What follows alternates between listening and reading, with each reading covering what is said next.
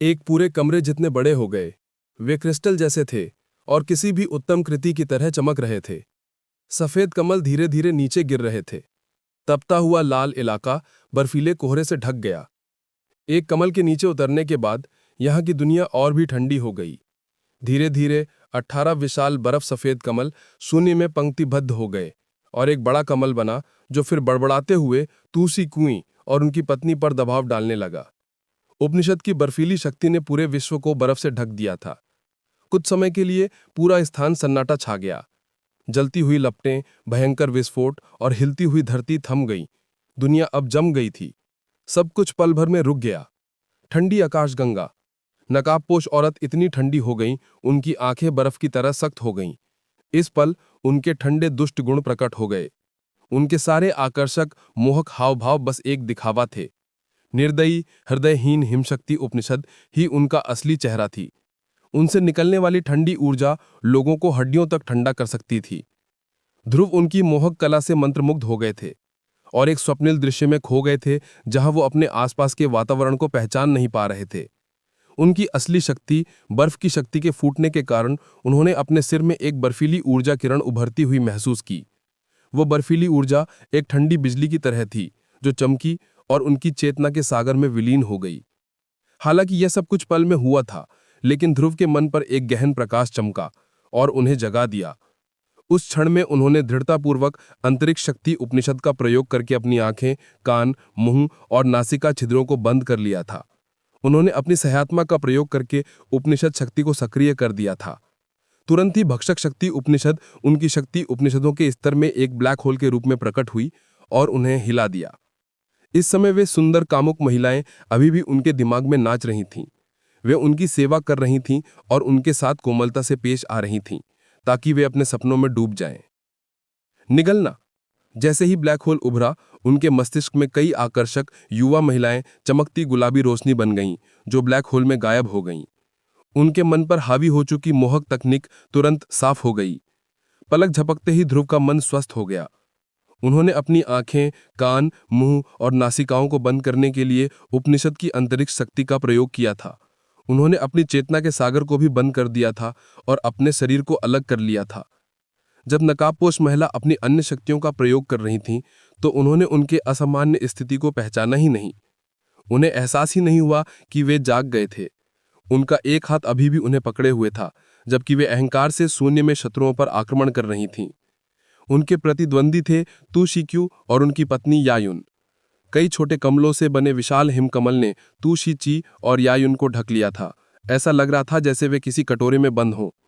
तूशी और यायुन पर इंद्रधनुषी प्रकाश की सुरक्षा ने उन्हें ठंडी ऊर्जा से बचने और बर्फ के कमल के अंदर घूमने में मदद की। नकाबपोश महिला ने बर्फ के कमल को देखा। उन्होंने निष्कर्ष निकाला कि यह खजाना तूशी और उनकी पत्नी को कुछ देर के लिए रोके रखने के लिए पर्याप्त था। उन्होंने खुद को संभाला और मुड़कर देखा कि ड्रैगन लिजर्ड छिपकली स्टार एस्टेरॉइड्स का एक समुद्र बन गए थे। द्वीप के आकार के ये एस्टेरॉइड्स शून्य में तैर रहे थे, लेकिन वे एक दूसरे से ज्यादा दूर नहीं थे। कुछ एस्टेरॉइड्स के बीच दरार जितनी बड़ी खाई थी। यदि उनके पास कुछ गुप्त योजनाएं हों तो वे जब तक सावधान रहें, वे इस स्थान पर आसानी से छिप सकते हैं। चतुराई से आगे निकलना, रैंक से आगे निकलना, चमक से आगे निकलना। प्रेतकुल की नकाबपोश स्त्री का चेहरा ठंडा और घमंडी था। उनके कोमल शरीर से ठंडी ऊर्जा का प्रभाव फैल रहा था। उनके आसपास के शून्य में दरार जैसी आवाजें आ रही थीं। पूरा शून्य जम गया था। उनके बाएं और दाएं एस्टेरॉइड्स के नीचे दो आकृतियां दिखाई दीं। वे जमे हुए स्थान के कारण उजागर हो गई थीं। डी फैंग और डू लेई। बर्फ टूटती है, नकाबपोश औरत चिल्लाई। उनके मुंह से दो ठंडी रोशनियां निकलीं। बर्फीली रोशनी अनंत ऊर्जा से भरी ठंडी तलवारों की तरह थीं जो डी फैंग और डू लेई की छाती में धंस गईं। धम। बर्फीली रोशनी ने उन्हें चाकू मारा और फिर उनके शरीर को चीरती हुई निकल गईं। डी फैंग और डू लेई की छाती पर लगा खून जम गया था, लेकिन वे अब कैद नहीं थे। वे नीचे चट्टानों पर आजादी से गिर पड़े। उनका गुप्त घात विफल हो गया। नकाबपोश औरत लगातार ताने मार रही थीं। उन्होंने आसपास के इलाके को जम जाने दिया, लेकिन कुछ भी विशेष नहीं हो पाया। जिन लोगों को नकाबपोश औरत ने जगाया था, वे भी अपने स्थान पर ही शून्य हो गए थे। धमना धमना धमना। पागलों की तरह चलने की आवाज ईएफ से लेके एलटी तक एक स्थान से दूसरे स्थान पर गूंज उठी। यह सुनकर नकाबपोश औरत हैरान रह गईं। जैसे ही ड्रैगन लिजेंड स्टार छोटे होते गए, मेन और फूफंडू ने उन्हें छोड़ दिया, जिसके बाद औरत खत्ते में आ गई।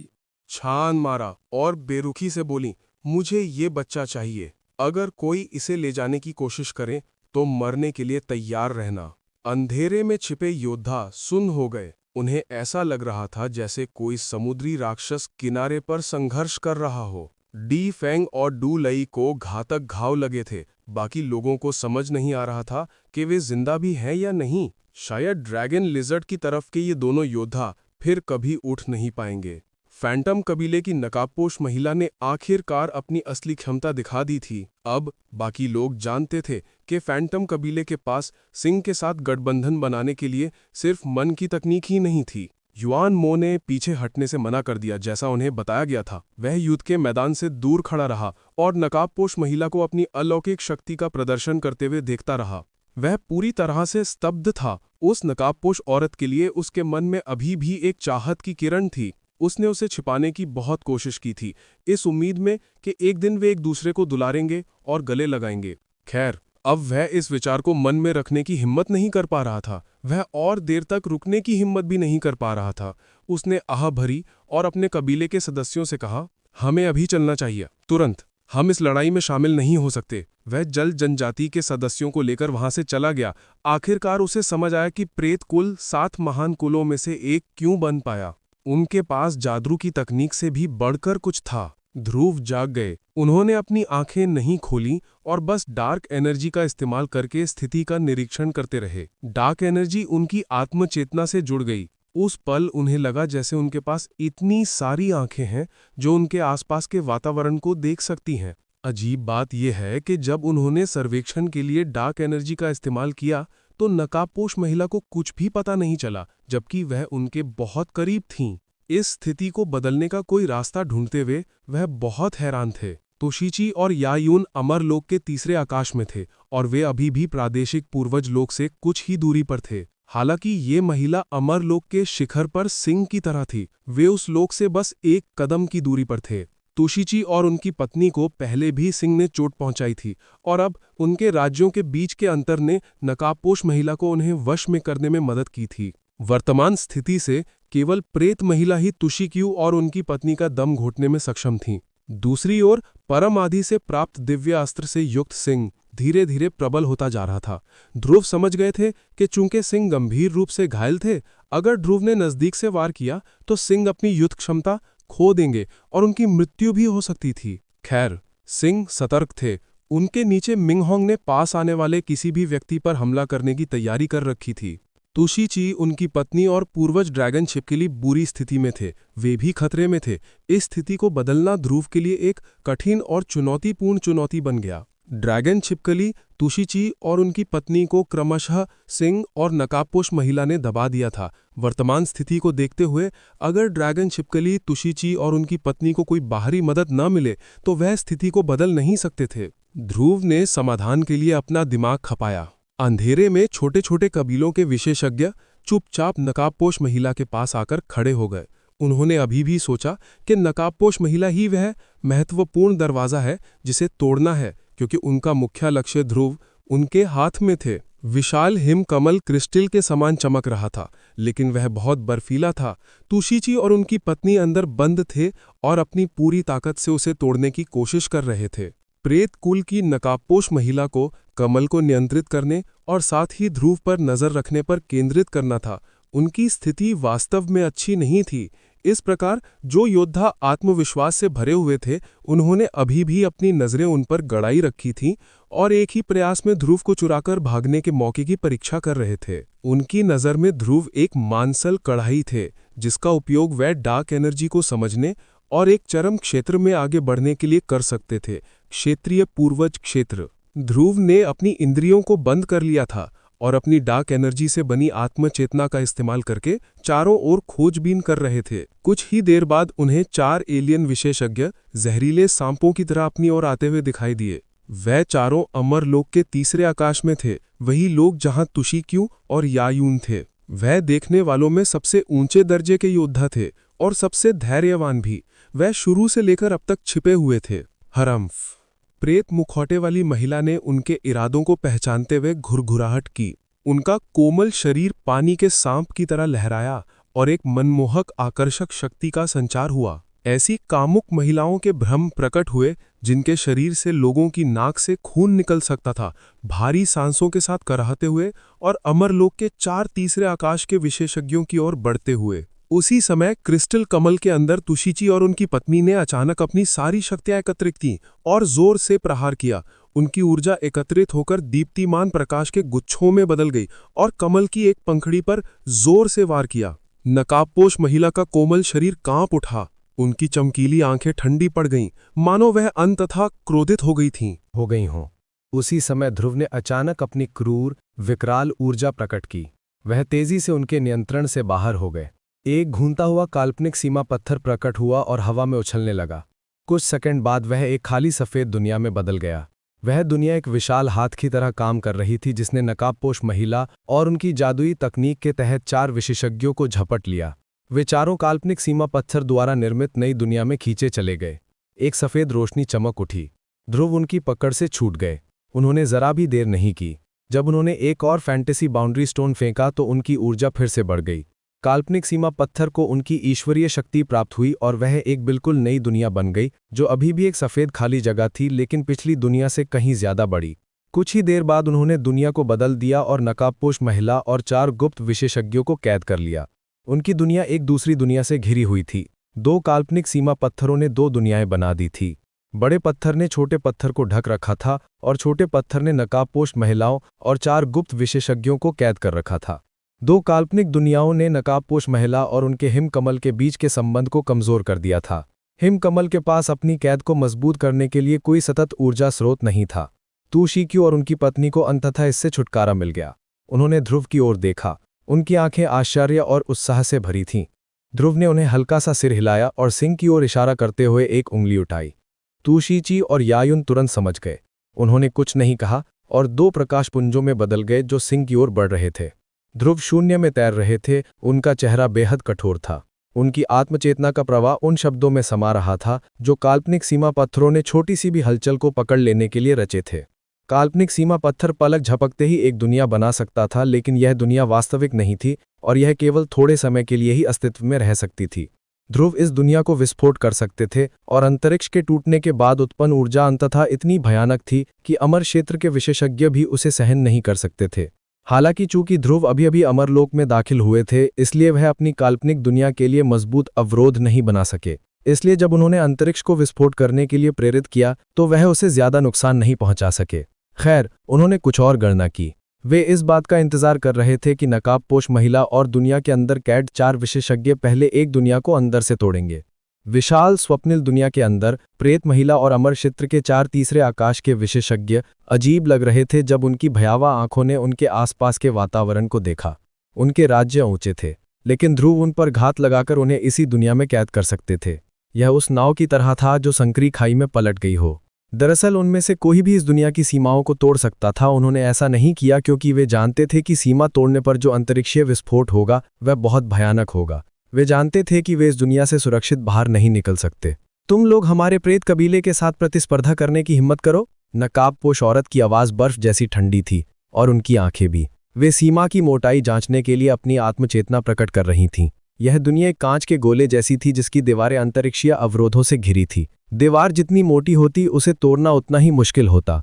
एक बार जब यह फट जाती तो विस्फोट से उत्पन्न होने वाली अंतरिक्ष तरंगें बहुत भयावह होने वाली थीं। उन्होंने चारों को घूरा, डांटा और बाकी चारों का मजाक उड़ाया मानो वे बहरे गूंगे हों। किसी ने कोई जवाब नहीं दिया। ऐसा इसलिए था क्योंकि उनका क्षेत्र उस नकाबपोश महिला जितना ऊंचा नहीं था।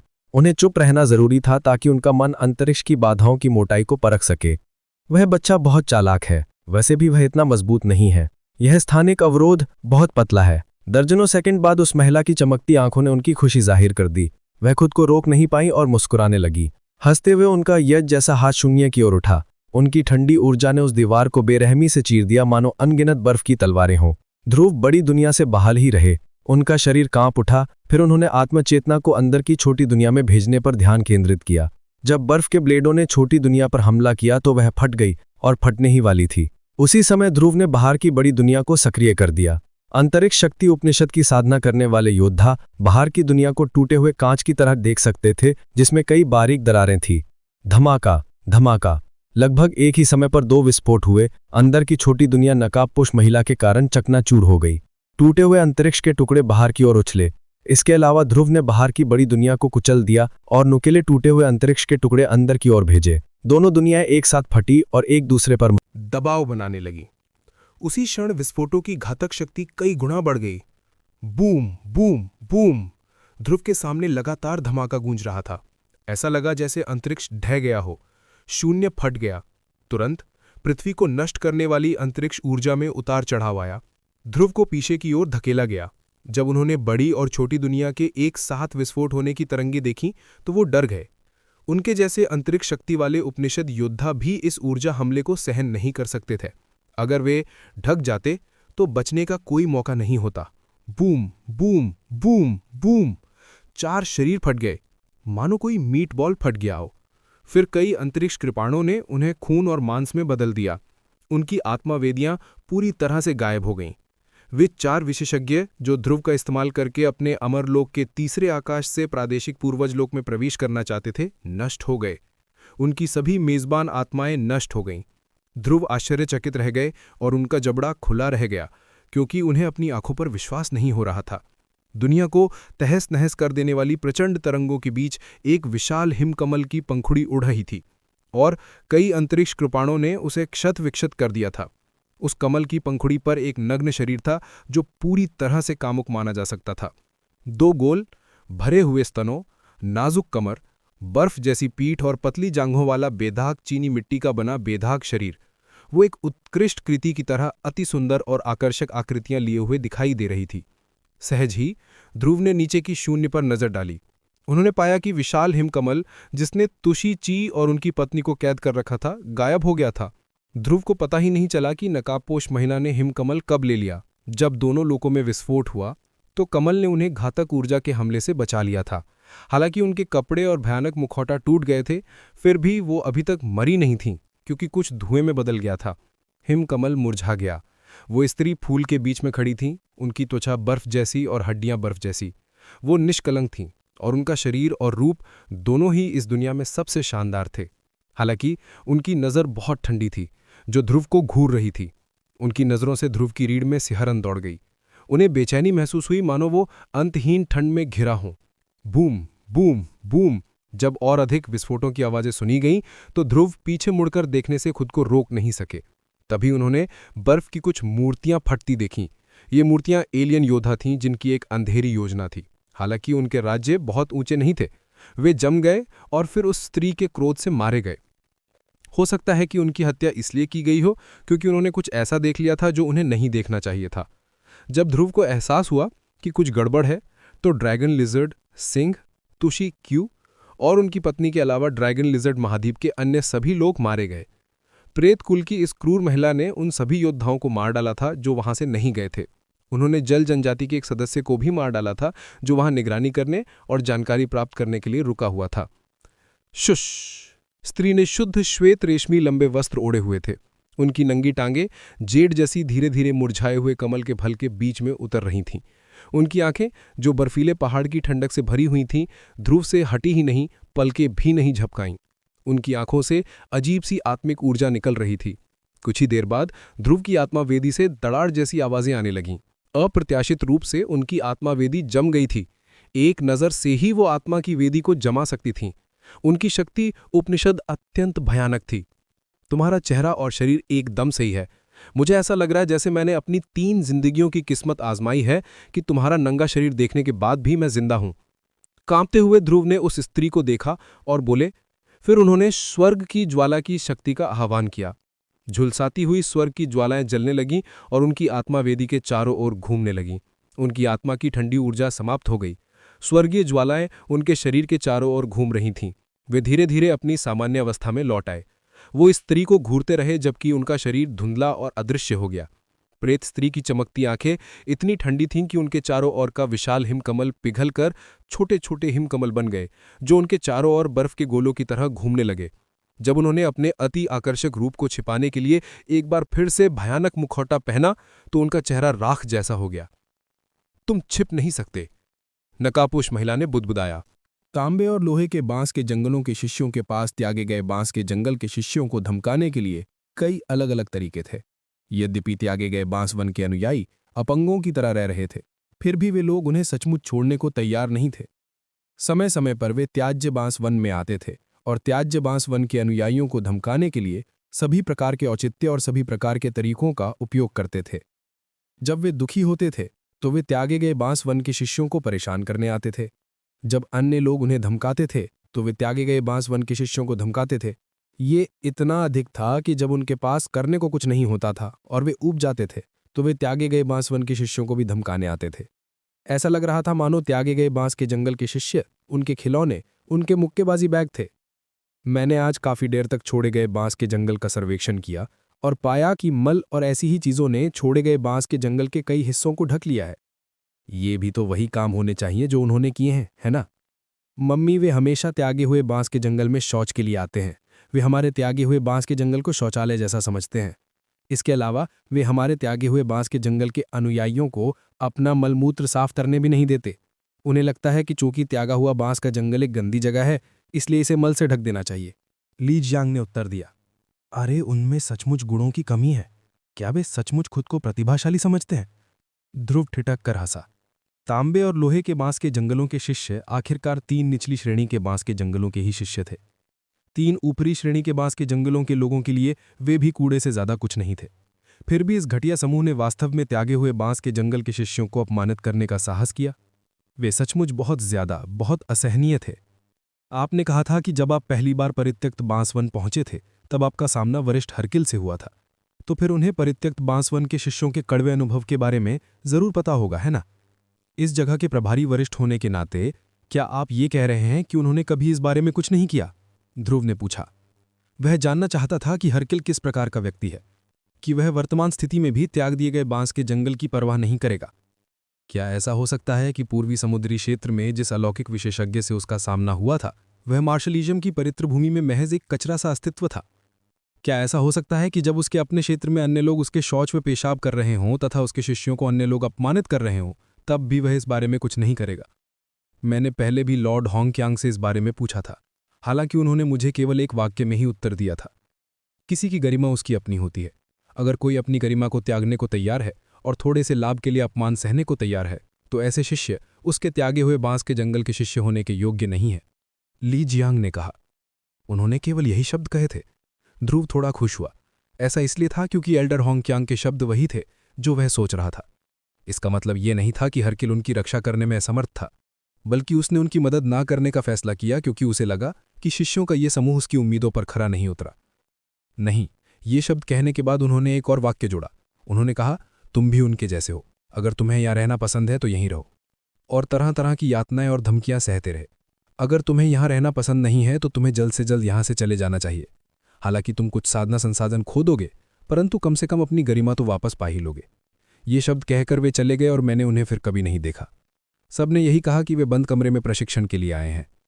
हालांकि वे ना तो त्यागे हुए बांस के जंगल की परवाह करते हैं, ना ही त्यागे गए बांस के जंगल के शिष्यों की, और वे प्रभारी होने के अयोग्य भी लगते हैं। फिर भी मुझे हमेशा लगता है कि लॉर्ड होंगक्यांग उतने बेकार और कायर नहीं हैं जितने वे दिखते हैं। दरअसल मुझे लगता है कि वे रहस्यमय हैं। दुर्भाग्य से इस बार उनकी बंद कमरे में प्रशिक्षण सामान्य से ज्यादा लंबी है। पूरे 3 साल से वे एक बार भी दोबारा नहीं आए हैं। ली जियांग ने निराशा भरे हाव से हिरे लाया। दिल से आभारी थे। वे जानते थे कि तू शीची उनकी कदर इसलिए करते हैं क्योंकि वो ध्रुव को सम्मान देना चाहते थे। बस एक छोटा सा कबीला है। अगर वे हमारे ड्रैगन छिपकली कबीले पर निर्भर रहना चाहें तो कोई बात नहीं। तुम्हें इसे इतना बड़ा बनाने की क्या जरूरत है? पूर्वज ड्रैगन छिपकली और तू शीची ड्रैगन छिपकली तारे पर उतरे। पूर्वज ड्रैगन छिपकली ने पूछा क्योंकि वो तू शीची का मकसद समझ नहीं पा रहे थे। तुम समझ नहीं रहे हो, तू शीची मुस्कुराई। अगर उस बच्चे को पता चल गया कि हमने उसे मुंह दिखाई है तो हमारे रहस्यमय आकाशीय कुल के बारे में उसकी अच्छी धारणाएं और भी मजबूत होंगी। भविष्य में उसकी अच्छी धारणा बनाना अनमोल होगा। एक क्षेत्र पूर्वज क्षेत्र विशेषज्ञ पर डाली गई अच्छी धारणा 100 स्वर्गीय नेत्र कुलों को समायोजित करने से ज्यादा महत्वपूर्ण होगी। उसे अभी भी क्षेत्र के पूर्वज क्षेत्र तक पहुंचने के लिए बहुत कुछ अनुभव करना है। मुझे बस डर है कि वो बॉटलनेक तक पहुंचने से पहले ही मारा जाएगा। पूर्वज ड्रैगन छिपकली ने घुरघुराते हुए कहा। इस समय ध्रुव जीवन और मृत्यु के बीच झूल रहे थे। ध्रुव एक तारों की किरण में बदल गए थे और शून्यता के अंधेरे ठंडे समुद्री क्षेत्र में टेढ़ी मेढ़ी चाल चल रहे थे। कभी कभी वो चमकते और गायब हो जाते, अंतरिक्ष के कई अंधे कोनों को पार करते हुए। नकाबपोश महिला उनका स्थान नहीं समझ पा रही थीं। कभी कभी तारों की रोशनी ऐसे गायब हो जाती मानो वह इस विशाल समुद्र या तारों के शून्य में मिल गई हों और कोई निशान नहीं छोड़ रही हों। वह एक क्षण भी रुकने और आराम करने की हिम्मत नहीं कर सके। वह प्रेत मुखौटे वाली औरत उनकी परछाई की तरह थीं जो कभी उनका साथ नहीं छोड़ती थीं। जब भी वे अपनी नसों को थोड़ा ढीला करते वह परछाई तुरंत उनके पास आ जाती। एक ठंडी ऊर्जा जो उनके दिल को ठंडा कर देती थी, दूर से रिस कर आती थी। प्रत्येक मिनट के बाद ध्रुव को नकाबपोश महिला की नाराजगी और हत्या के इरादे में वृद्धि महसूस हो रही थी। इस लंबी कोशिश ने उनके धैर्य को नहीं खोया। इसने उन्हें हार मानने के बारे में सोचने पर मजबूर नहीं किया। इसने तो उनकी इच्छा शक्ति को और मजबूत किया। छोटे भाई भागो मत, जीजी तुम्हारे साथ अच्छा व्यवहार करने का वादा करती है। तुम्हें पूरा समुद्र पार भागने की जरूरत नहीं है। तुम अपनी ऊर्जा बर्बाद कर रहे हो। और हाँ, तुम्हारे लिए छिपना भी असंभव है, यह पहले से ही तय है। तुम्हारी साधना का आधार ऊर्जा की बर्बादी कब तक सहन कर पाएगा? एक दिन यह खत्म हो ही जाएगी। नकाबपोश औरत खिलखिलाकर हंसी। उनकी आवाज धीमी और कोमल थी। हालांकि ध्रुव के कानों में उनकी आवाज ठंडी तलवार की तरह चुभ रही थी। प्रेत कुल की नकाबपोश महिला ध्रुव से बहुत नाराज थीं। ध्रुव को थोड़ी देर के लिए सुकून देने की उम्मीद में उनकी हंसी और भी कोमल और मनमोहक हो गई। उत्कृष्ट अंतरिक्ष शक्ति वाले विशेषज्ञ उपनिषद का पीछा करना एक दुश्मार था। ध्रुव की साधना का आधार गहन था। उनकी शक्ति, उनके उपनिषदों की शक्ति, उनका संकल्प, उनका धैर्य और सतर्कता, ये सभी अद्भुत थे। इस निरंतर प्रयास के बाद नकाबपोश महिला भी उनकी प्रशंसा करने लगी। वे उनकी दृढ़ता और उनकी शुद्ध प्रचुर ऊर्जा से चकित थीं। ध्रुव स्पष्ट रूप से अभी अभी अमरलोक में पहुंचे थे। अपने वर्तमान लोक और शक्ति के साथ उन्हें इस लंबी खोज में पूरी तरह से समाप्त हो जाना चाहिए था। हालांकि अब तक ध्रुव अभी भी अजगर या बाघ जैसा ऊर्जावान थे। वह ऐसा नहीं लग रहा था कि उनकी शक्ति खत्म होने वाली है। इससे नकाबपोश महिला को बहुत आश्चर्य हुआ। ड्रैगन लिजर्ड महाद्वीप पर उनके नरसंहार के कारण उन्हें पता नहीं था कि कई छिपे हुए एलियंस मारे गए थे। ध्रुव ने उनके मरने के बाद उनका सार क्यों ले लिया था? ध्रुव को इस पूरी खोज को इसलिए झेल पाए क्योंकि मृतकों में से क्यों सार था। उनकी ऊर्जा अभी भी प्रचुर थी और उनकी ईश्वरीय शक्ति प्राचीन वृक्ष अभी भी स्फटिक और चमक रहा था। खैर, अंततः उनके एक्यूपंक्चर बिंदुओं से परिष्कृत ऊर्जा लगभग खत्म हो गई थी। चूंकि उनके पास ऊर्जा इकट्ठा करने या साधना करने का समय नहीं था, इसलिए वे हर समय केवल ऊर्जा ही खर्च करते रहे। अगर उनके पास ज्यादा ऊर्जा होती तो वह उसे एक ही दिन में इस्तेमाल कर सकते थे। ध्रुव और नकाबपोश महिला उस मुकाम पर पहुंच गए थे जहां वे धैर्य और सहनशीलता के साथ प्रतिस्पर्धा कर रहे थे। जब ध्रुव को एक्यूपंक्चर बिंदुओं से और ऊर्जा नहीं मिली तो उन्होंने तुरंत याव द्वारा दी गई 2 जमावकारी आत्मगोलियां निगल लीं। जब गोलियां उनके शरीर में घुल गईं तो उनमें ऊर्जा का एक नया प्रवाह भर गया। वे एक बार फिर से सशक्त हो गए। साथ ही वे अपना ठिकाना भी दिखाना चाहते थे। फिर उन्होंने अंतरिक्ष का पर्दा फाड़कर तुरंत टेलीपोर्ट कर दिया। नकाबपोश महिला बहुत ठंडी लग रही थीं। जब उन्होंने देखा कि ध्रुव की ऊर्जा खत्म हो रही है तो उन्होंने अचानक उसे फिर से भर दिया। इससे उनके आत्मविश्वास को गहरा धक्का लगा। ध्रुव ने ड्रैगन स्टार महाद्वीप पर उन पर चुपके से हमला किया था। दुनिया के भीतर दुनिया के विस्फोटों ने उनके हिमकमल को क्षतिग्रस्त कर दिया था और उनकी बहुत सारी ऊर्जा नष्ट कर दी थी। लंबे पीछे के बाद उन्होंने अपनी बहुत सारी दिव्य शक्ति नष्ट कर दी थी। यदि वे गहन और शुद्ध ऊर्जा के साथ अमरलोक के तीसरे आकाश में न होती तो वे अब तक जिंदा नहीं रह पाती। वह इस पीछे से संतुष्ट नहीं थीं। अमरलोक के शिखर पर एक विशेषज्ञ होने के नाते वो अपनी पूरी शक्ति का इस्तेमाल एक छोटे योद्धा का पीछा करने के लिए कर रही थीं, जो अभी अभी अमरलोक में दाखिल हुआ था। अगर वो इसमें कामयाब नहीं होती तो उन्हें जिंदगी भर के लिए अपमानित होना पड़ता। इस प्रकार भले ही उन्हें और भी जख्म सहने पड़े, फिर भी वो दांत पीसकर सहन करने को तैयार थीं। उन्हें ध्रुव को पकड़ना था और फिर उन्हें यातना देकर मारना था। ध्रुव को चिंता होने लगी। 2 जमने वाली आत्मा की गोलियां उनकी आखिरी तरकीबें थीं। दोनों गोलियों की ऊर्जा खर्च करने के बाद उन्हें भागते रहने के लिए अपनी ईश्वरीय शक्ति प्राचीन वृक्ष की ऊर्जा पर निर्भर रहना पड़ा। रास्ते में उन्हें हर टेलीपोर्ट के लिए भारी मात्रा में ऊर्जा खर्च करनी पड़ी। अगर उन्हें एक्यूपंक्चर पॉइंट से ऊर्जा नहीं मिलती तो वो पहले ही मर चुके होते। इसलिए नकाबपोश महिला को अपने पीछे भागते देखकर उन्हें हर बार टेलीपोर्ट करना पड़ा। अगर वो ऐसा नहीं करते तो वो जल्दी ही उनके पास पहुंच सकती थीं। ईश्वरीय शक्ति का क्षय होते देख उन्हें एहसास हुआ कि वो इस कप्पा से बच नहीं सकते। ये बिल्कुल वैसा ही था जैसा नकाबपोश महिला ने उन्हें बताया था। जब फैंटम कबीले की नकाबपोश महिला को पता चला कि उनमें डार्क एनर्जी है तो वो उन्हें भर्ती करके अपने फैंटम कबीले का पुरुष अतिथि बनाना चाहती थीं। हालांकि जैसे ही उन्हें ये पता चला कि उनमें एक परम आरंभिक प्राणी की आत्मा का एक अंश है, उन्होंने अपना इरादा बदल दिया। ड्रैगन लिजर्ड की तरह वो भी अमर क्षेत्र के शिखर पर थीं। उन्हें केवल डार्क एनर्जी को नियंत्रित करके प्रादेशिक पूर्वज क्षेत्र तक पहुंचने की जरूरत थी। उन्हें बस ध्रुव को मारना था और फिर उन्हें शुद्ध करके परम आरंभिक प्राणी की आत्मा को उत्तेजित करना था। इस तरह वो प्रादेशिक पूर्वज लोक में प्रवेश करने का अवसर प्राप्त कर सकती थीं। ये उन्हें प्रेत कुल में ले जाकर अपना विशिष्ट अतिथि बनाने से कहीं अधिक आकर्षक था। चाहे कुछ भी हो, ध्रुव को लगातार भागना था, अन्यथा उन्हें मार दिया जाएगा और शुद्ध कर दिया जाएगा। शून्यता के समुद्री क्षेत्र में अनगिनत शुद्ध ग्रह, तारों के टूटे हुए टुकड़े, ब्रह्मांडीय धूल और मलबा हर जगह बिखरा पड़ा था। ध्रुव टूटे हुए महाद्वीपों के कई टुकड़े देख सकते थे। उनके सामने अंधेरे शून्य में एक विशाल द्वीप चमक रहा था और तैर रहा था। वो द्वीप हल्का सफेद था। जब वो उभरा तो उसमें किसी प्रकार की ऊर्जा थी जिसने उन्हें एक बार फिर छिपने पर मजबूर कर दिया।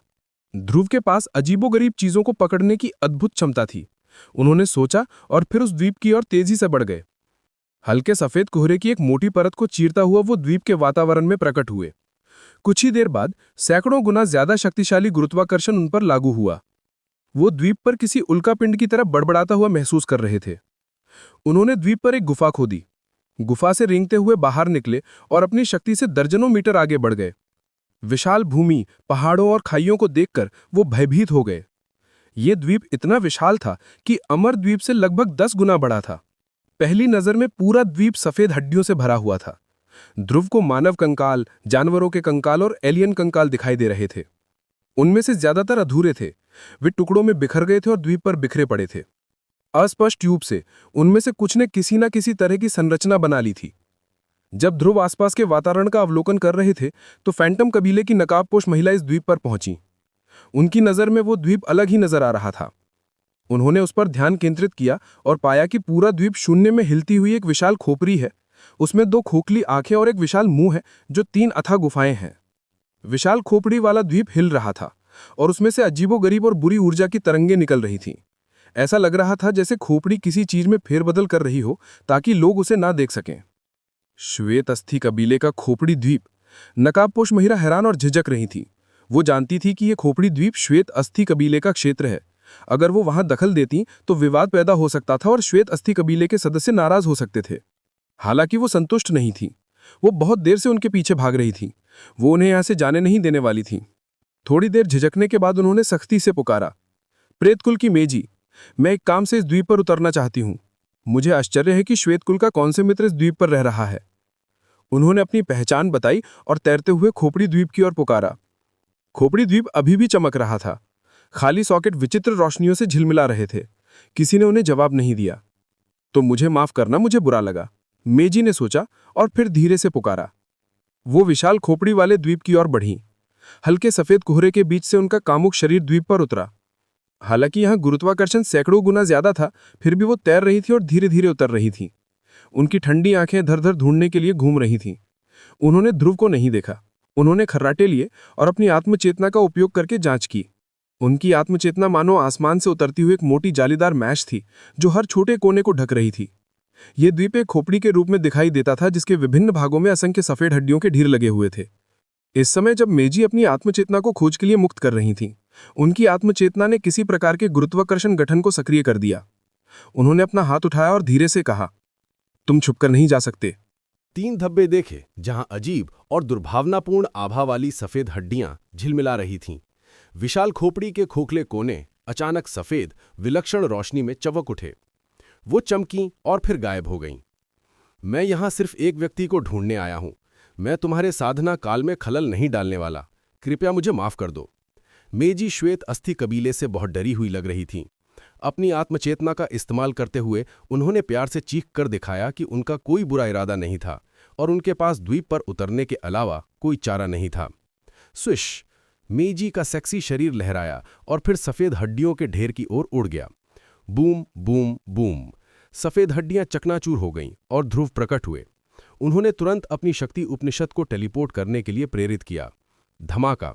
उनके सिर के ऊपर घने सफेद कोहरे से एक अजीब सी ऊर्जा बड़बड़ाती हुई निकली। अंतरिक्ष बादलों की कई परतों से बंधा हुआ था। ध्रुव की अंतरिक्ष शक्ति उपनिषद सीमित थी। वो टेलीपोर्ट करने के लिए अंतरिक्ष पुल नहीं बना सकते थे। वो खड़े हुए और मंद मुस्कान के साथ मेईजी को आते देखा। उनकी आंखें अचानक क्रूर और बर्बर इरादे से भर गईं। तो फिर मुझे एक अच्छी लड़ाई में अपनी जान जोखिम में डालनी चाहिए। पिंजरे में बंद जानवर की तरह दहाड़ते हुए उनकी दिव्य शक्ति उमड़ पड़ी। साथ ही उन्होंने अपने रक्त की शक्ति को भी उत्तेजित कर दिया।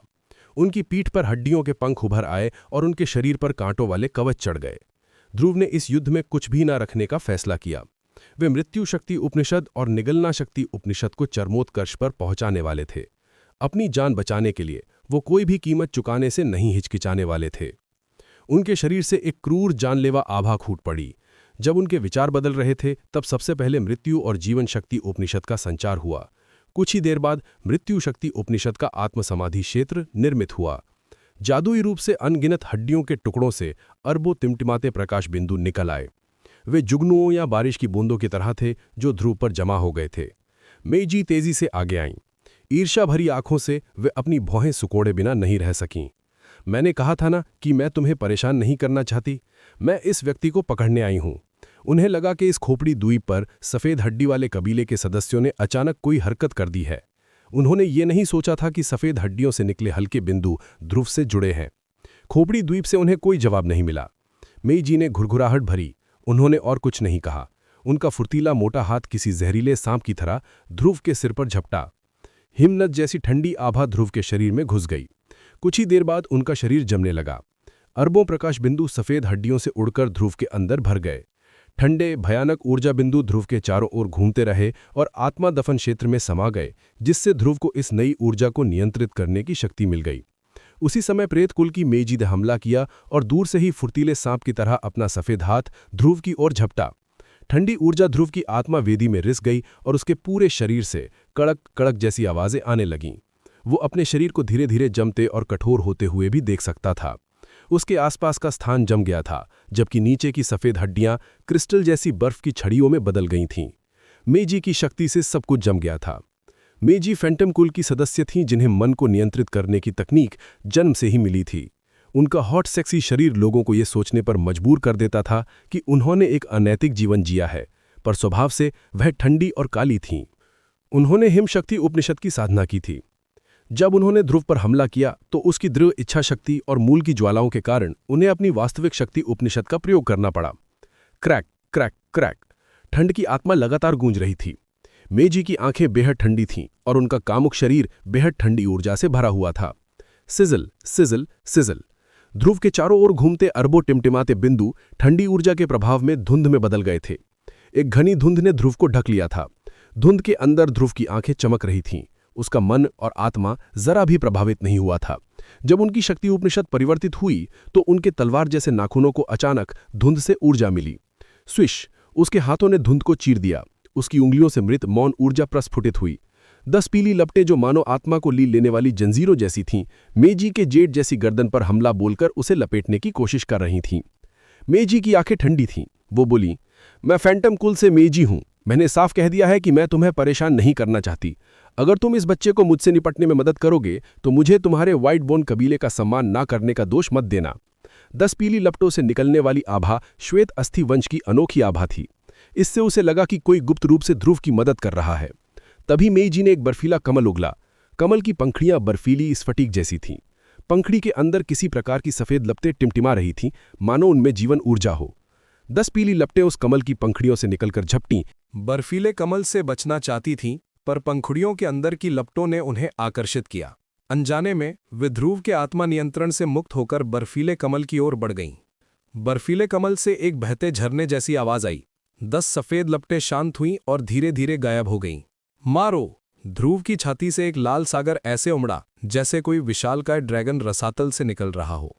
खून के रंग का सागर अचानक एक खूनी तलवार से बने 100 मीटर ऊंचे रक्त पिपासु दैत्य डेमोरगॉर्गन में बदल गया। उसका शरीर एक पहाड़ जैसा था और उसके लोहे जैसे लाल पंजों ने मेईजी के सर पर वार किया। मेईजी की चमकीली आंखें डर गईं। वह खून की तलवार से बने दैत्य को देखकर घबरा गई। ये डार्क डेमन क्लैन की गुप्त तकनीक थी। ये बच्चा कौन है? इसने इतनी अजीब और दुर्लभ तकनीकें कैसे सीख ली हैं? उसने एक हाथ ऊपर उठाया और एक चमकदार बर्फ का दर्पण निकला। बर्फ के दर्पण ने अनगिनत बर्फीली प्रकाश किरणें बर्फीली कृपाणों की तरह बाहर फेंकी। दैत्य का विशाल पंजा बर्फ के दर्पण पर पड़ा। एक जोरदार आवाज आई, पर बर्फ का दर्पण स्थिर रहा। मेईजी ने दर्पण की ओर नहीं देखा। उनका सांप जैसा शरीर थोड़ा मुड़ा। अचानक ध्रुव के नीचे ऊपर और चारों ओर बर्फ की दीवारें बन गईं जो उसे दबाकर कैद करने लगी। बहुत चालबाजी। तुम्हारे पास डार्क एनर्जी है, पर तुम उसकी असली शक्ति का उपयोग नहीं जानते। वरना तुम्हें पकड़ना आसान नहीं होता। मेजी ने तिरस्कार से मुस्कुराया और ध्रुव की ओर बढ़ी, अपना हाथी दांत जैसा हाथ बर्फ की दीवार पर रखा। ठंडी ऊर्जा कई गुना बढ़ गई। बर्फ की दीवारें अब एक दूसरे से जुड़कर एक घन बन गई जिसमें ध्रुव जम गया था। उसकी हड्डियां, शरीर, नसें, चेतना और यहां तक कि उसके विचार भी रुक गए। उसकी आत्मा वेदी भी पूरी तरह जम रही थी। वह एक जीवित बर्फ की मूर्ति बन गया था। मेईजी संतुष्ट दिखीं। उन्होंने राहत की सांस ली और बड़बड़ाईं, मेरा काम हो गया, मैं तुम्हें और परेशान नहीं करूंगी। मित्र, अगर तुम्हें फैंटम कबीले में आने का समय मिले तो मेईजी व्यक्तिगत रूप से तुम्हारा स्वागत करेंगी। उन्होंने स्कल आइलैंड के खालीपन की ओर देखा और फैंटम कबीले के शिष्टाचार के अनुसार झुककर विदा ली। इसके बाद उन्होंने अपना एक हाथ विशाल बर्फ के घन पर रखा और स्कल आइलैंड छोड़ने वाली थीं। वह इस जगह से दूर जाकर धीरे धीरे ध्रुव को परिष्कृत करने वाली थीं, जिससे उन्हें टेरिटरी एंसेस्टर रियलम में प्रवेश करने का मौका मिल जाता। जब वे जाने ही वाली थीं, अगर कोई बाहर से देखता तो उसे स्कल आइलैंड के खोखले नेत्र कोटरों पर एक हल्का प्रभामंडल दिखाई देता। खोपड़ी जाग गई थी और उसमें जीवन आ गया था। सूश सूश। लगभग 100 मीटर लंबे 2 बर्फ जैसे सफेद अस्थि ड्रैगन खोपड़ी के खोखले नेत्र कोटरों से उड़कर बाहर निकले। ड्रैगन सफेद हड्डियों से ढके थे। उनके सिर में उनकी आंखों की जगह अजीब और कीमती पत्थर जड़े थे। जैसे ही वे बाहर निकले, उन्होंने मेईजी को निशाना बनाया।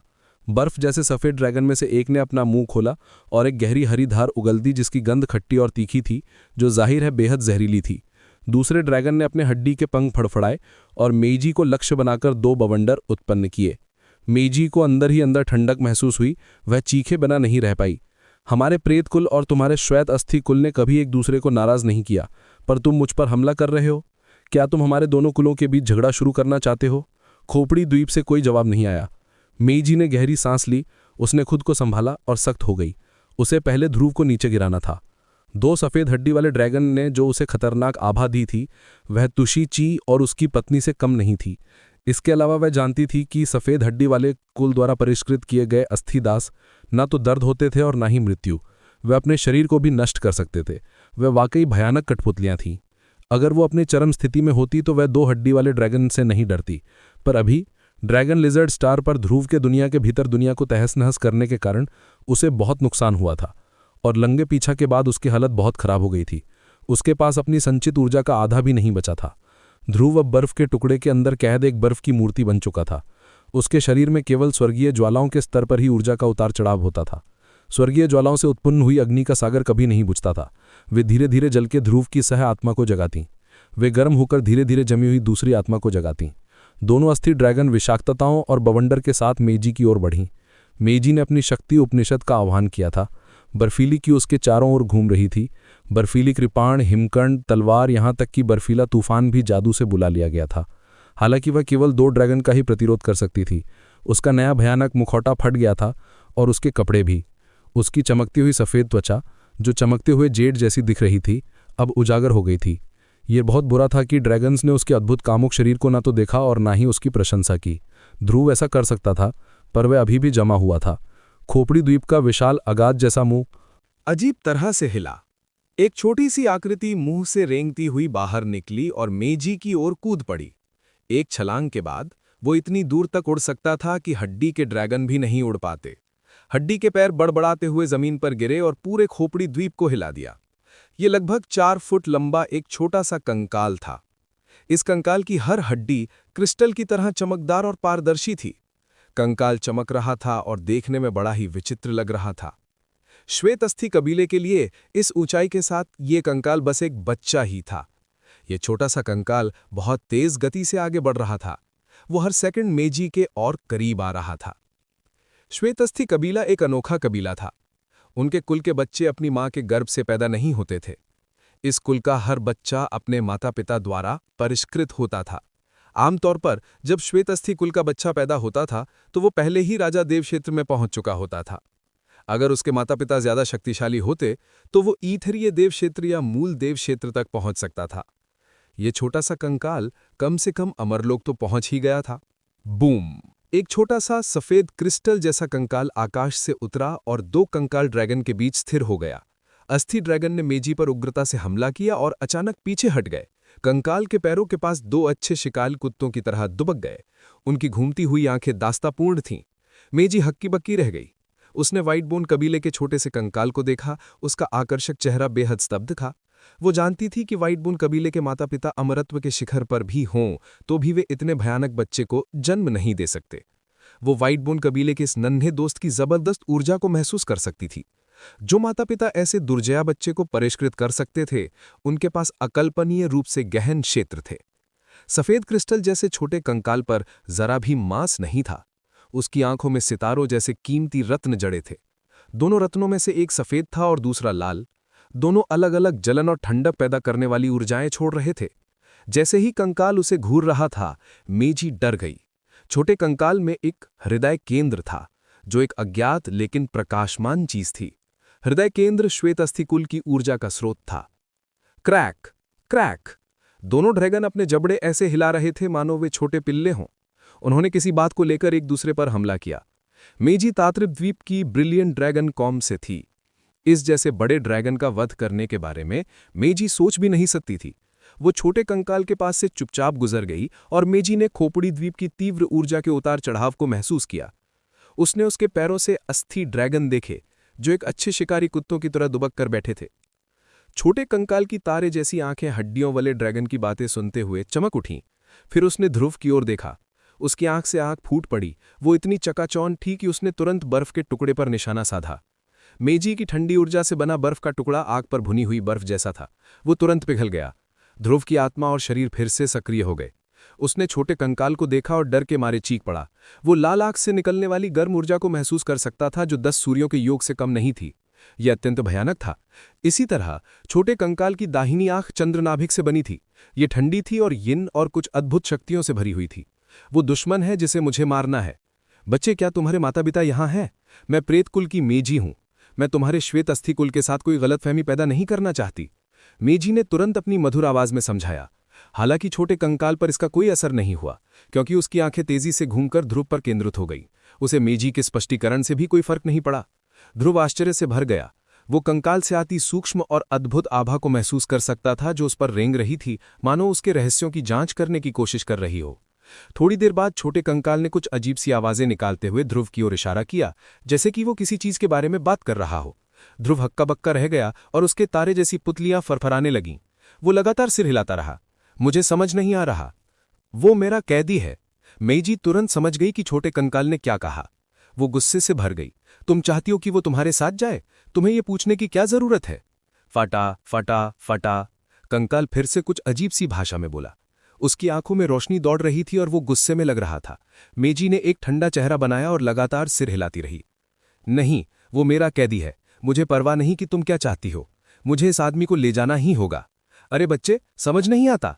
क्या तुम्हारे माता पिता ने तुम्हें सिखाया है कि कैसे व्यवहार करना चाहिए? जैसे ही मेजी ने उसके माता पिता का जिक्र किया, मानो उसने उसके गुस्से को भड़का दिया। कंकाल ने धीमी गर्जना की। खोपड़ी द्वीप के अंदर भयानक ऊर्जा उतार चढ़ाव कंकाल की आंखों में रहस्यमयी संरचना के साथ सक्रिय हो गया। कंकाल की खोपड़ी पर बने रहस्यमयी चिन्ह तारों की तरह जिलमिलाए।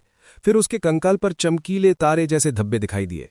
ध्रुव पहली नजर में ही जान गया कि ये असली तारे हैं। ये परिष्कृत तारे थे जो इस छोटे से कंकाल के एक्यूपंक्चर बिंदुओं की तरह काम कर रहे थे। अप्रत्याशित रूप से इस छोटे से हड्डी वाले चीज ने भी ध्रुव की तरह स्टार पावर उपनिषद में महारत हासिल कर ली थी। आप क्या चाहते हैं? मेजी भी डरी हुई थी। उसे डर था उस प्राचीन श्वेत अस्थि कबीले के सदस्यों से, जो इस खोपड़ी द्वीप में छिपे हो सकते थे। स्विश स्विश स्विश, प्रकाश के गुच्छे उल्का पिंडों की तरह गिर रहे थे। वे खोपड़ी द्वीप के अलग अलग हिस्सों से निकल रहे थे और कंकाल के मार्गदर्शन में मेईजी की ओर बढ़ रहे थे। मेईजी घबरा गईं। उन्होंने बिना किसी हिचकिचाहट के अपने पूरे शरीर को ढकने के लिए हिमकमल निकाला। साथ ही उन्होंने अपनी हिमशक्ति उपनिषद से अपने शरीर को जमा देने का आग्रह किया। जब बर्फ का पहाड़ उभरा तो उसका सेक्सी शरीर बर्फ के पहाड़ की चोटी के अंदर संरक्षित था। कंकाल ने अजीब सी फुफकार मारी और बर्फीले पर्वत शिखर के चारों ओर जंजीरों की तरह घूमती तारों की रोशनी को दिशा दी। इसके तुरंत बाद उसकी बाईं आंख से एक लाल रंग का प्रकाश स्तंभ निकला और शिखर पर टूट पड़ा। लाल रोशनी की चिलचिलाती गर्मी में पर्वत शिखर पर जमी बर्फ तेजी से पिघल गई। मेजी मन ही मन चिल्लाई। छोटे कंकाल को उसकी जरा भी परवाह नहीं थी। उसे कुछ देर के लिए कैद देखकर उसका गुस्सा शांत हो गया। फिर वह ध्रुव की ओर मुड़ा और अपनी अजीबोगरीब भाषा बोलते हुए इशारे किए। ध्रुव उसकी छोटी आंखों में भीख मांगती हुई चमक देख सकता था। मुझे समझ नहीं आ रहा कि तुम क्या कह रहे हो, लेकिन लगता है तुम मुझे कहीं ले जाना चाहते हो। ठीक है, कोई बात नहीं। ध्रुव ने बेपरवाही से कहा। छोटे कंकाल ने उसकी बात समझ ली। जब ध्रुव उसके साथ जाने को तैयार हुआ तो उसकी आंखें चमक उठीं। फिर उसने एक हड्डी वाले ड्रैगन की ओर इशारा किया। हड्डी वाला ड्रैगन दहाड़ता हुआ ध्रुव की ओर उड़ता हुआ उसके पैरों के नीचे दुबक गया। छोटे कंकाल ने ध्रुव और फिर हड्डी वाले ड्रैगन की ओर इशारा करते हुए उसे अपने ऊपर चढ़ने को कहा। ठीक है, ध्रुव ने सहयोग किया। वह यह देखकर हैरान रह गया कि हड्डी वाला ड्रैगन चिकना था और असली जेड जैसा गर्म महसूस हो रहा था। छोटा कंकाल दूसरे हड्डी वाले ड्रैगन पर सवार हो गया। स्विश स्विश, दोनों अस्थि ड्रैगन ध्रुव और कंकाल को ले गए। वे मेईजी की नजरों से ओझल हो गए। वे खोपड़ी के विशाल काले मुंह की ओर उड़े और तुरंत उस विशाल दरार में घुस गए। मेईजी ने ध्रुव को ले जाते हुए देखा, लेकिन वह कुछ नहीं कर सकी। उसका आक्रोश बढ़ता गया। लाल रंग का प्रकाश स्तंभ एक जलते हुए धागे की तरह था जो उस बर्फ की चोटी को लगातार जला रहा था। तारों की रोशनी की जंजीरें चोटी के चारों ओर भयानक ऊर्जा के साथ लिपटी हुई थीं। धिक्कार है, ये किसका बच्चा है? यह इतना असामान्य कैसे हो सकता है? मेईजी ने गाली दी। श्वेत अस्थि कबीले का छोटा सा कंकाल ध्रुव को एक विशाल मुंह के समान गुफा के रास्ते खोपड़ी द्वीप के भीतर ले आया। यह एक अंधेरा इलाका था जहां ध्रुव कुछ नहीं देख सकता था। अस्थि ड्रैगन अपने पंख फड़फड़ाते हुए एक धुंधले रास्ते से गुजरे। थोड़ी देर बाद ध्रुव को एक हल्की सफेद रोशनी की पट्टी दिखाई दी। ध्रुव शांत भाव से अपनी ऊर्जा अपनी आंखों पर लगा रहा था ताकि उसकी दृष्टि बेहतर हो सके। मंद रोशनी वाला क्षेत्र उसे साफ दिखाई देने लगा। यह इलाका पत्थरों की दीवारों से घिरा हुआ था। वे दीवारें राख जैसे भूले रंग की लग रही थीं और असल में सड़ी हुई हड्डियां थीं। दीवारों पर चांद, सूर्य, तारे, पहाड़ और झीलों सहित कई रहस्यमयी चित्र उकेरे गए थे। थोड़ी देर बाद ड्रैगन की हड्डियां छम गईं। कम रोशनी वाली गुफा अचानक चमक उठी। दो अस्थि ड्रैगन एक विशाल पत्थर के कमरे के पास रुके जो खोपड़ी द्वीप का केंद्र था। यह एक विशाल कमरा था जो 49 पत्थर के रास्तों से जुड़ा हुआ था। रास्तों में राख जैसे भूरे रंग की हड्डियों के ढेर लगे हुए थे। पत्थर के कमरे में कई खाइयां थीं, मानो नालियों का एक जाल हो जिससे एक विशाल अज्ञात संरचना बन गई थी। उस संरचना के बीचों बीच 2 ताबूत रखे हुए थे। वे अज्ञात सामग्रियों से बनाए गए थे। ताबूत खुले हुए थे और एक विशाल अस्थि तालाब के बीच में खड़े थे। अस्थि तालाब पूरी तरह सूख गया था। श्वेत अस्थि वंश का छोटा सा कंकाल दोनों ताबूतों के पास रुक गया। कंकाल की तारों जैसी आंखों में गहरा दुख छिपा हुआ था। हवा में उदासी छाई हुई थी। ध्रुव चुपचाप आगे बढ़ा। उसने देखा कि श्वेत अस्थि वंश के 2 सदस्य, एक पुरुष और एक महिला, ताबूतों के अंदर लेटे हुए हैं। ये दोनों श्वेत अस्थि कुल के विशेषज्ञ ही इस बच्चे के माता पिता थे। वे चुपचाप लेटे हुए थे। कोई आभा मंडल या जीवन ऊर्जा में उतार चढ़ाव नहीं था। उनकी हड्डियां भूरी ग्रह रंग की थीं।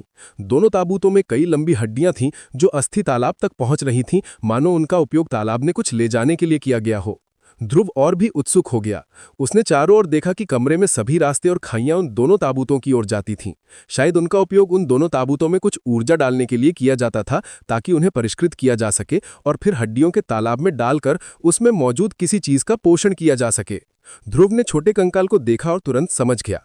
ऐसा लग रहा था जैसे इस बच्चे के माता पिता ने श्वेत अस्थि कबीले की रहस्यमयी शक्ति का इस्तेमाल करके इस खोपड़ी द्वीप की हड्डियों से ऊर्जा को संघनित किया था और अपने शरीर का उपयोग करके उस ऊर्जा को परिष्कृत करके हड्डियों के तालाब में डाल दिया था।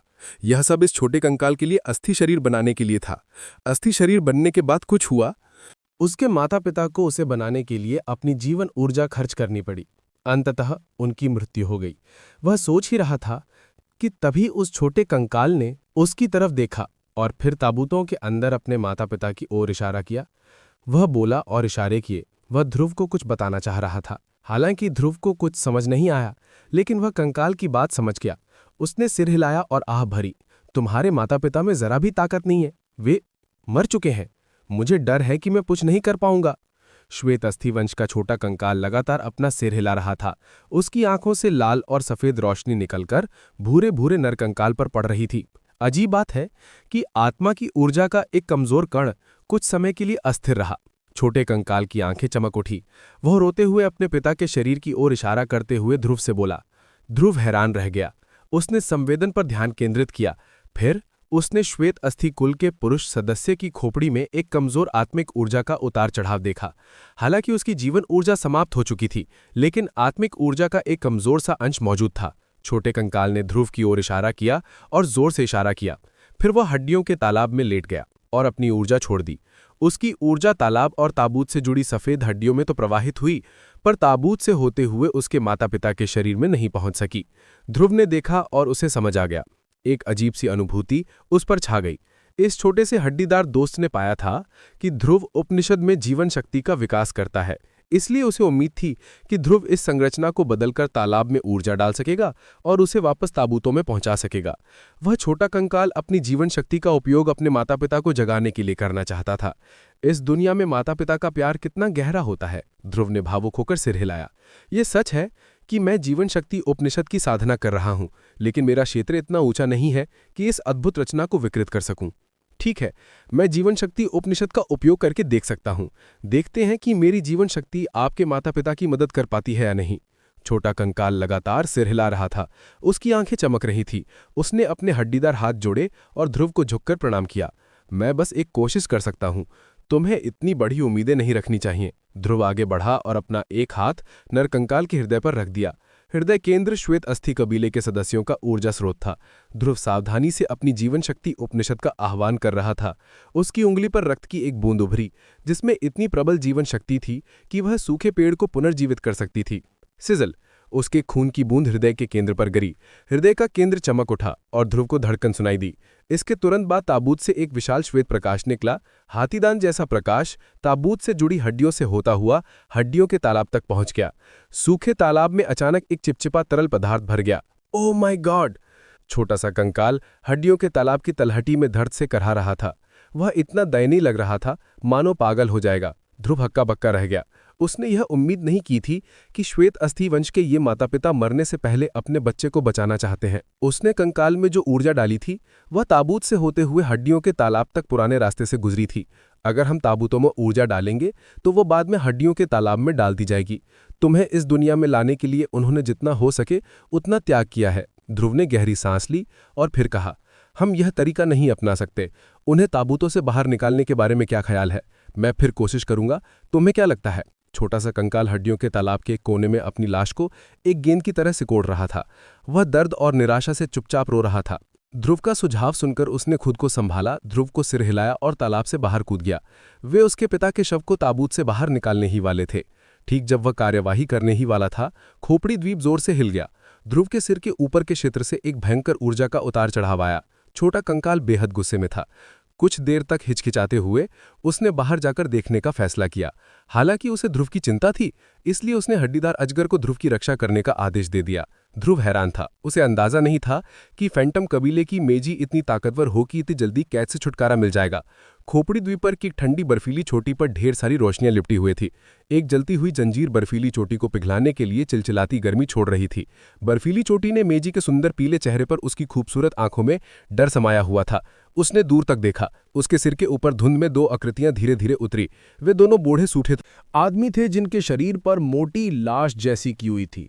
उन सभी ने अजीबोगरीब हरे रंग के वस्त्र पहने थे, जिनकी बाईं छाती पर एक रहस्यमयी काले छेद का चित्र बना हुआ था। वे सभी दुबले पतले थे। उनकी गहरी हरी डरावनी आंखें और नीली हरी त्वचा थी। उनकी बाहें अजीब तरह से लंबी थीं। उनके हाथों में केवल 3 उंगलियां थीं जो तलवारों की तरह तेज थीं। गहरी हरी आंखें मेईजी को ऐसे देख रही थीं जैसे कोई विषैली आंखें किसी स्वादिष्ट शिकार को देख रही हों। मेईजी का चेहरा अचानक बदल गया। पहली नजर में ही उसे दोनों बूढ़ों की पहचान हो गई। प्रेत कुल का एक सदस्य, एक बूढ़े ने घुरघुराते हुए कहा। वो सहज ही मेईजी की ओर बढ़ा और मन ही मन बुदबुदाया, ओह, उस अनाथ बच्चे ने उसे कैद कर लिया है। मैं प्रेत कुल से मेईजी हूं। भक्षण कुल के मित्रों, मुझे आश्चर्य है कि आप इस द्वीप पर क्यों आए हैं। अगर आप इस द्वीप पर श्वेत अस्थि कुल के सदस्यों पर हमला करना चाहते हैं तो हम बातचीत कर सकते हैं। मेईजी खिलखिला उठी।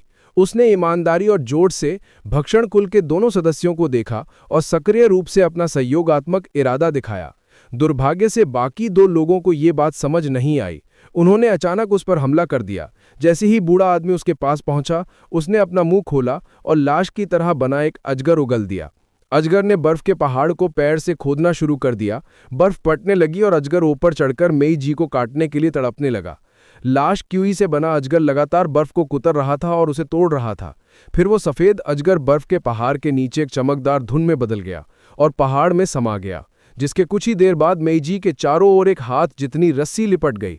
बूम बूम बूम, बर्फ की चोटी फट गई। अनगिनत बर्फ की चट्टानें टूटकर बिखर गईं। उल्कापिंड जैसी प्रकाश किरणें और जलती हुई जंजीरें प्रकाश के प्रवाह में बदल गईं, जो खोपड़ी द्वीप की जमीन में विलीन हो गईं। मेईजी को अचानक कुछ समझ आया। कि श्वेत अस्थि कबीले का छोटा सा कंकाल उसे मारना या नुकसान पहुंचाना नहीं चाहता था। तारों की किरणें और उसके आसपास मंडराती जलती हुई जंजीरें बस उसे बांधकर भागने से रोकना चाहती थीं। बर्फ की चोटी के फटने के बाद वे रोशनी और लपटें जमीन में गायब हो गईं, जो ये साबित करने के लिए काफी था कि वो छोटा कंकाल उसे मारना नहीं चाहता था। आह! भक्षण कुल का बूढ़ा आदमी जब रोशनी और लपटों को जमीन में विलीन होते देख हैरान रह गया। उसने भौहें चढ़ाईं और फिर व्यंग किया। वो नाजायज बच्चा इतना दयालु है कि उस पर बेरहमी से हमला नहीं किया। इससे उसकी जान बच गई। आहा! अच्छा हुआ, इस बार उसने मुझे अच्छा फायदा दिया। उसका चमकीला नीला चेहरा सांप की खाल जैसा लग रहा था। वो ठंडा और दुष्ट लग रहा था और इस समय शैतानी और कामुकता से मुस्कुरा रहा था। उसकी गहरी हरी आंखें मेईजी के सेक्सी बदन पर टिकी रहीं। उसने एक घोंट भरा और अजीब तरह से हंसा। फैंटम कबीले की सभी औरतें स्वर्ग की अनमोल धरोहर है। हाँ, वो मेरे ही जैसी है। ये सच है कि जब आपका भाग्य आपके पास आता है तो आप उसे रोक नहीं सकते। मैं तुम्हें एक लाश की गुलाम बना दूंगा और तुम हर दिन मेरी सेवा करोगी। ये दुनिया की सबसे अच्छी चीज है। बहुत बढ़िया।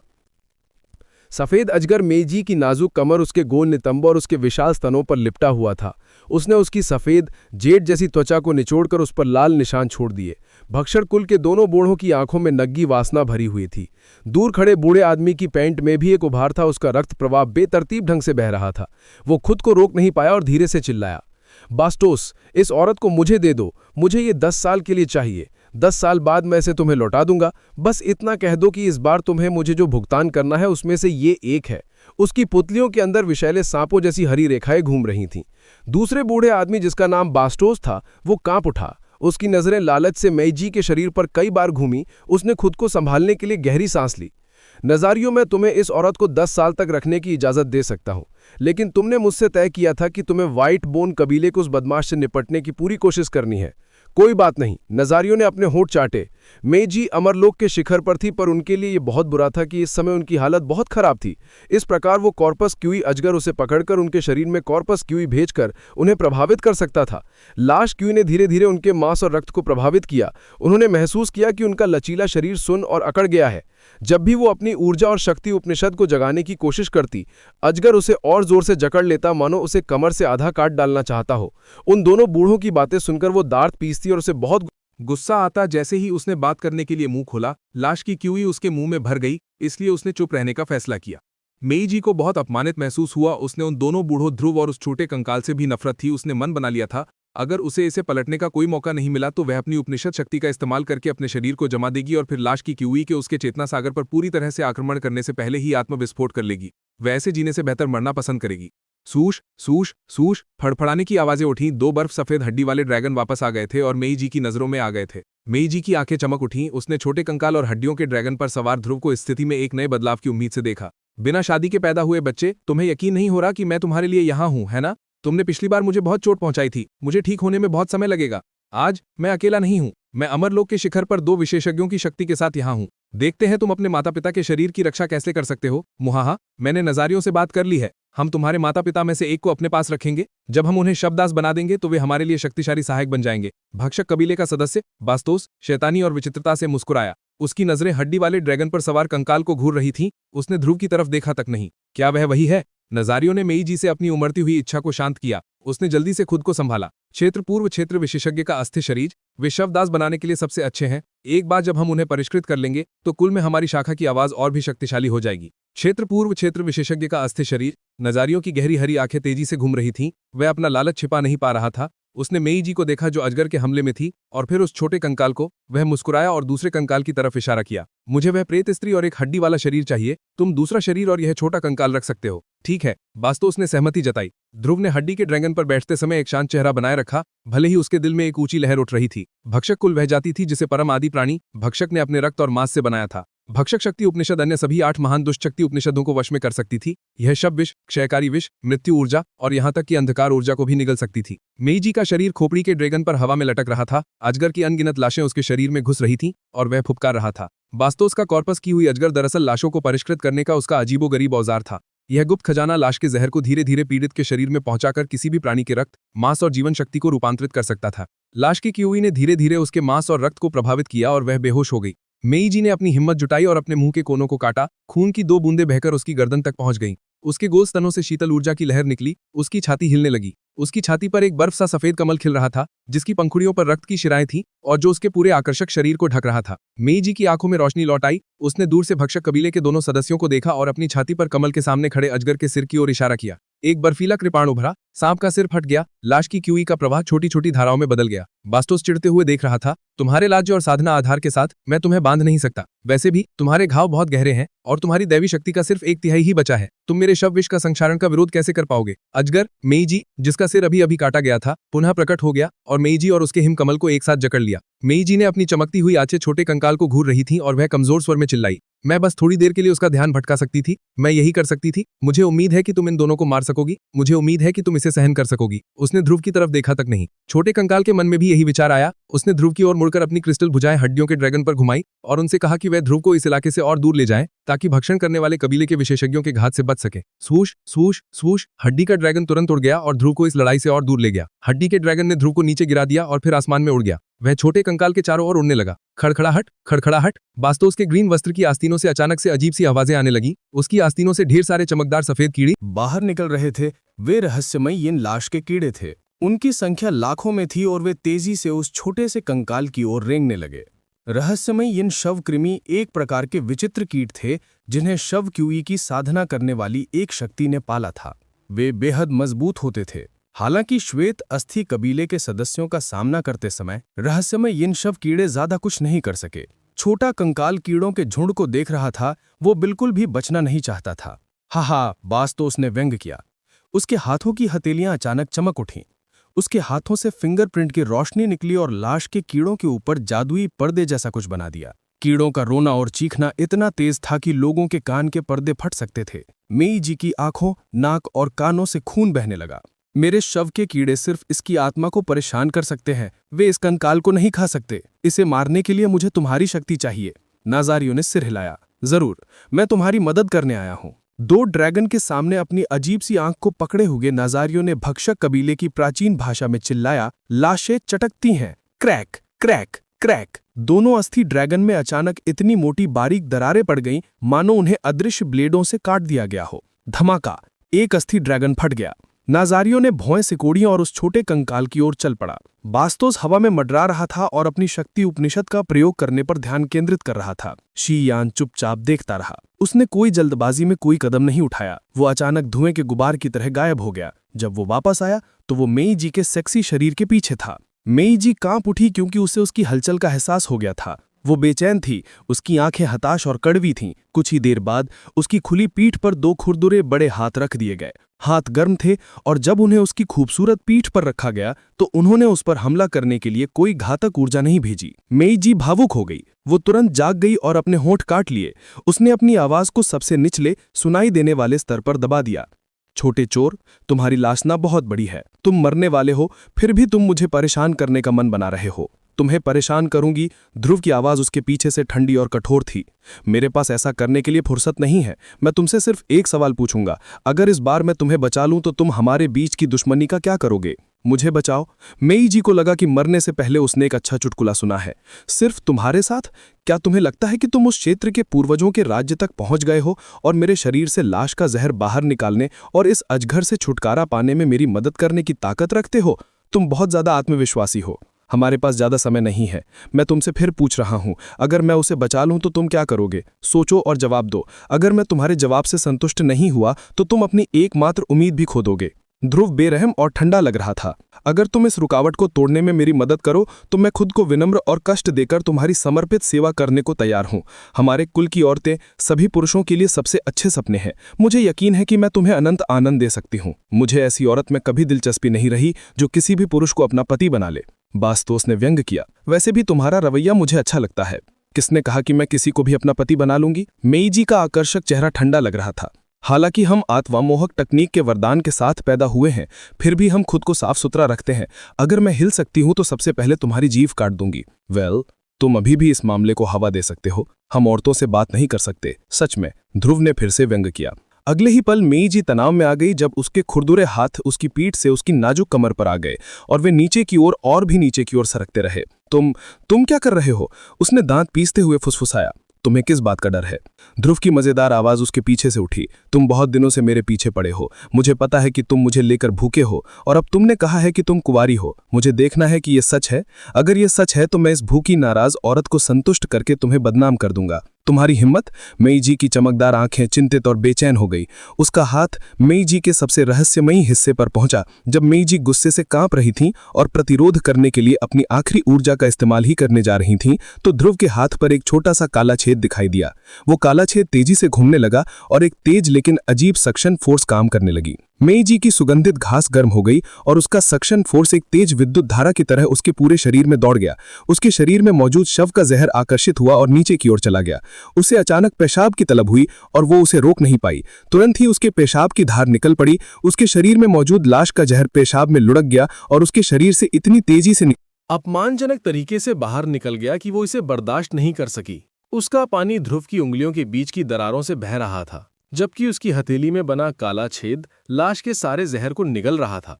मेईजी के सेक्सी शरीर पर लिपटा अजगर किसी मुरझाए फूल जैसा हो गया था। वो सिकुड़कर एक उंगली जितना बड़ा हो गया और फिर गायब हो गया। मेईजी ने अपनी गतिशीलता पुनः प्राप्त कर ली। उसका कोमल शरीर कांप रहा था। उसकी रेशमी पोशाक भीग चुकी थी और उसका निचला शरीर गीला और चिपचिपा लग रहा था। वो झुकी और अपनी जांघ की जोड़ पर एक हाथ रखा हुआ पाया। उसके चेहरे पर अपमान और अनकहा अपमान झलक रहा था। उसे इस बात से घृणा हो रही थी कि वो इस जगह पर आत्महत्या नहीं कर सकती। लगता है आप ठीक हो गए हैं। ज्वालामुखी फटने से पहले ही ध्रुव ने अपने हाथ पीछे खींच लिए थे और उससे दूर हट गया था। जब उसने मुड़कर देखा तो ध्रुव अपने बाएं हाथ को पानी से झटक रहा था। ध्रुव ने मेईजी के सामने ही अपने हाथ पर लगे पेशाब को झाड़ दिया। उसने अपने हाथ को बगल में पड़े कपड़े से रगड़ा। इसके तुरंत बाद उसने शांत चेहरा बना लिया, मानो कुछ हुआ ही ना हो। उसने उदासीनता से कहा, अगर भक्षक कुल के 2 राक्षस नहीं मरे तो हम सब बर्बाद हो जाएंगे। हालांकि अभी तुम्हारी ईश्वरीय शक्ति प्रचुर नहीं है, फिर भी तुम अमरत्व के शिखर पर हो। हाँ, तुम्हें ये सिखाने की जरूरत नहीं है कि कैसे और क्या करना है ना? मेईजी को ये बात तुरंत समझ आ गई। ध्रुव ने उसे बंधन से मुक्त कर दिया ताकि वो भक्षक कबीले के 2 पुराने विशेषज्ञों के साथ अपनी जान जोखिम में डाल सके। मेरे पास अपनी ईश्वरीय शक्ति का बस एक अंश ही बचा है। क्या तुम चाहते हो कि मैं अपनी आत्मा की वेदी को विस्फोट करके तुम्हें इसे छुटकारा दिला दूं? ध्रुव ने कंधे उचका दिए। तुम मुझे वहां मरने नहीं दोगे। अगर मैं वहां चला भी जाऊं तो भी मेरे पास हालात बदलने का कोई रास्ता नहीं है। तुम कमोबेश ऐसा कर सकते हो। धमाका धमाका। इसी क्षण एक और अस्थि अजगर टूट गया। अचानक बास्तोस कांप उठा। उसने पलटकर दूसरी तरफ देखा। धिरुव ने मेईजी के पैर के पास सफेद बालों से बनी रस्सी की ओर इशारा किया। जब उस चीज को कॉर्पस क्यूई मिलेगा तो वो एक शक्तिशाली भयावक अजगर बन जाएगा। धिक्कार है, तुमने मुझे पहले क्यों नहीं बताया? मेईजी ने अपना रूप बदला। उसने अपनी दिव्य शक्ति एकत्रित की। बास्तोस बुरी तरह हिल गया था और उसका चेहरा पीला पड़ गया था। ये उसका जीवन खजाना है, ध्रुव चिल्लाया। उसने सोचने की जरूरत नहीं पड़ी और उसने अपनी खूनी तलवार से वार कर दिया। 100 मीटर लंबी रक्त ज्योति ने बड़बड़ाते हुए सफेद रस्सी को काट डाला। पदुई! बास्तोस खुद को रोक नहीं पाया और खून की धार फूट पड़ी। उसकी आत्मा, क्यूई और आत्मा तुरंत थक गए। वो ऐसे चिल्लाया मानो उसका पागलपन आखिरकार फूट पड़ा हो। दहाड़ते और रोते वो पागलों की तरह दूसरों की ओर दौड़ा। अस्थायी तौर पर उसने छोटा सा कंकाल पीछे छोड़ दिया।